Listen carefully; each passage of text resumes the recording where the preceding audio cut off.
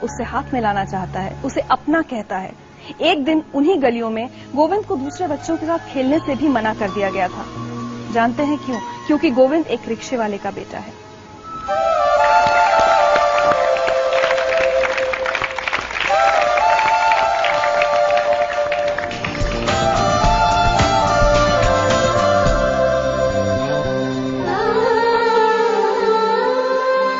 गोविंद, वो दिन जब आप छोटे थे और आपको गली के दूसरे बच्चों के साथ खेलने से मना कर दिया गया था, आज भी याद है आपको वो दिन? शायद वो मेरी जिंदगी का सबसे टर्निंग पॉइंट साबित हुआ था।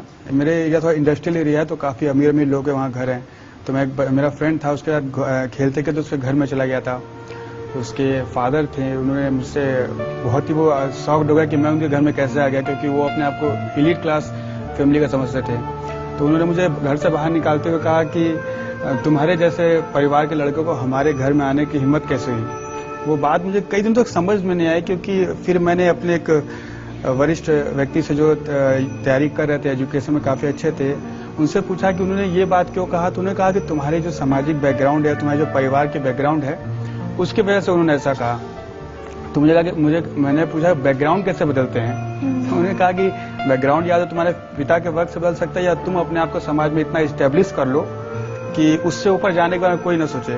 तो मैंने उनसे पूछा कि इस देश में ऐसी क्या चीज है जो मैं कर लूं तो शायद उससे ऊपर सर्विस में जाने में कोई नहीं बता सकता। तो तैयारी में थे, उन्होंने बताया कि अगर तुम आईएएस बन जाओ, मजाक में ही उन्होंने बोला था, अगर तुम आईएएस बन जाओ तो इस देश में उससे ऊपर की जॉब कोई भी नहीं है।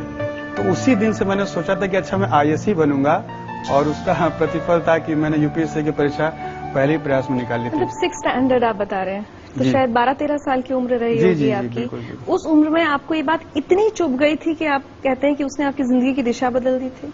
हाँ, क्योंकि उसी समय मैंने तय कर लिया था कि मुझे इस सेवा में जाना है, और इतना ज्यादा मैं कंसंट्रेट इसके बारे में था कि लोग 10th करते हैं, 11th करते हैं तो सोचते हैं कि मैं इंजीनियर बनूंगा, डॉक्टर बनूंगा, उसके बाद वो लोग सोचते हैं कि मैं आईएएस बनूंगा। मैंने उसी समय सोच लिया था कि मैं आईएएस बनूंगा। घर के हालात कैसे थे? हालात खराब थे, लेकिन हम कंपेयर कभी नहीं करते थे ये हालात अच्छे क्या होते हैं, कि जिसके घर खर्चा पर डे 1000 वही अच्छा है, ऐसी कोई बात नहीं थी। लेकिन हाँ, प्रॉब्लम्स बहुत आती थी, खास करके कि हम लोग एक ही रूम